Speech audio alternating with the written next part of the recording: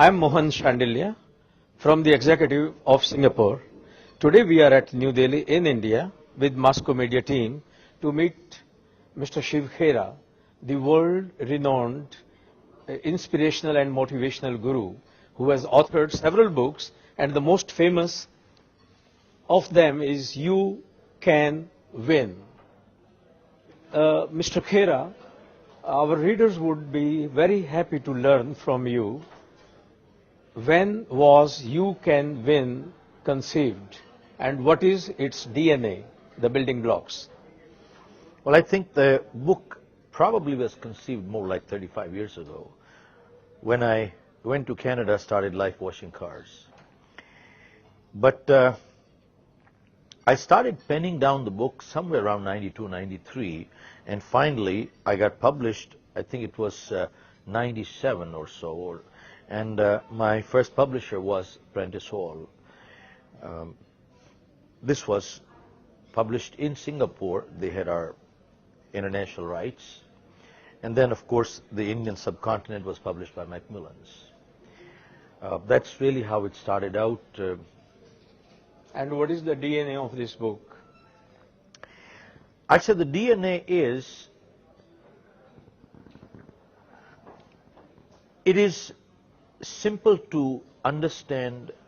It addresses day-to-day issues. This does not have the jargons or any kind of management principles. This is talking of motherhood truths. And really, if you analyze any management principle, they might label it as management principle, but they are all really motherhood truths. So what we have done here is really brought those homegrown truths out to the public. When people see the kind of examples that we have, they can relate to it and they say, oh yeah, I went through that earlier, or it happened to me, or when that happens to me, that's what I'll do.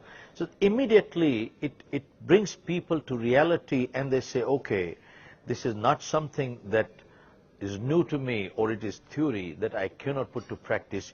You close the door, go out right now, and you start putting into practice. So these are based on universal truths, eternal truths that cross country, cross culture, and cross religion.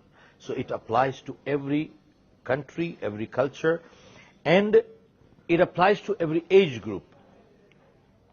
And it applies to every profession too. Because how can a salesperson be a good salesperson without a good attitude? How could an executive be a good executive without a good attitude? How could even a housewife be a good housewife without a good attitude?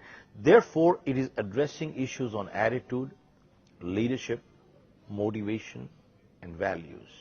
That reminds me, when you speak of attitude, you were delivering a speech in Singapore, and there was a taxi driver, I think Henry.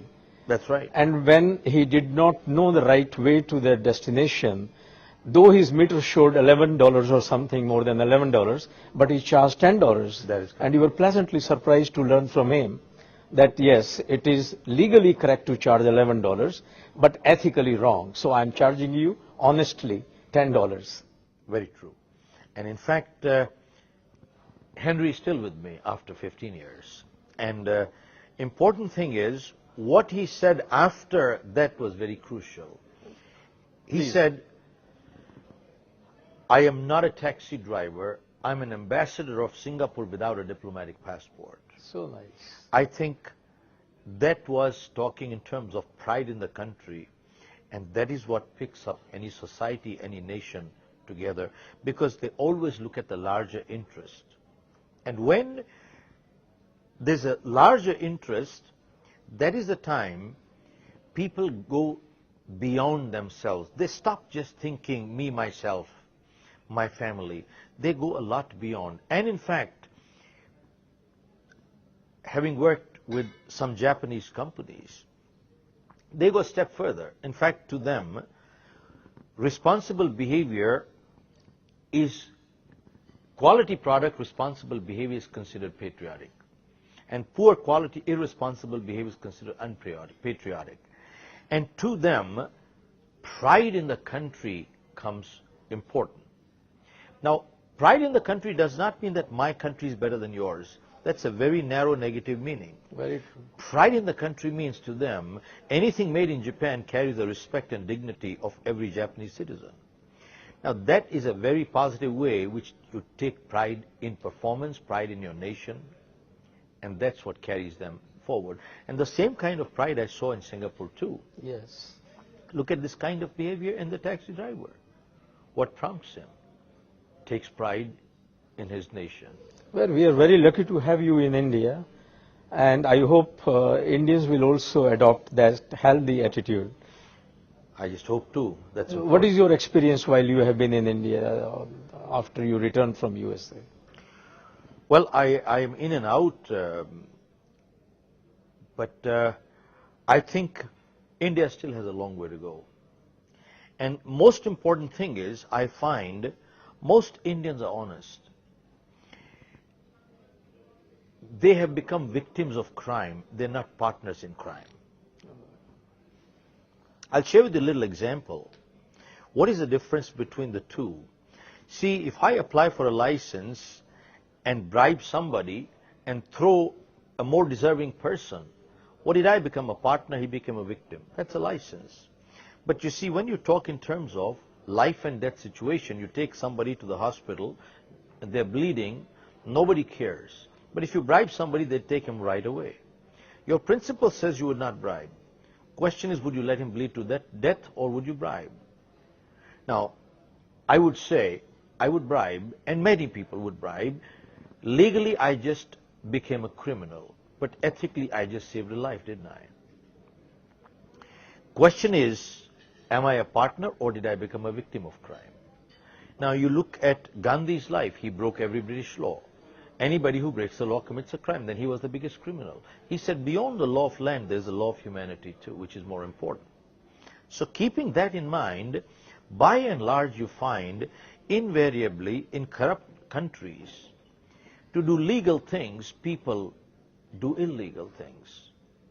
And when you talk of systems in India, including the judiciary, in fact, how can a democracy ever function without a good judiciary? And you find, I think, that those are some basics missing. You heard one of the judges say that the number of pending cases that are there in India, it will probably take 370 years to clear the backlog. 370 years. You know something, they keep talking of justice denied is justice delayed is justice denied. No, I say justice delayed is democracy denied. Oh, yes. It is total denial of democracy. There is no democracy if the custodians are missing. And the reality stands that custodians are missing. That is true. But laws are there to take care of these problems. What is your reading? Why they have the power, but they don't seem to use that power? Well, it comes back to, show me one country in the world that does not have a law against littering. Every country has it. In fact, when we set up our office in Singapore, there were some people in the US, they were asking, well, how is the atmosphere there? There are things you can't do. Do you feel constricted? I said, no. I said, for an honest person, there's total freedom. Yes. For a criminal, it's not. Well, that's called civilized, in my opinion. And then I said, what is it that you want to do that you cannot do? That was my question to my friends in America. And impulsively he said, well, you can't litter on the street. I said, tell me, would you like to if you could? As a civilized person, would you like to if you could? You know something? He just kept quiet, right? He got the answer. So I asked him, I said, show me one country in the world that does not have a law against littering. Every country has it, but Singapore implements, that's all. What's the difference?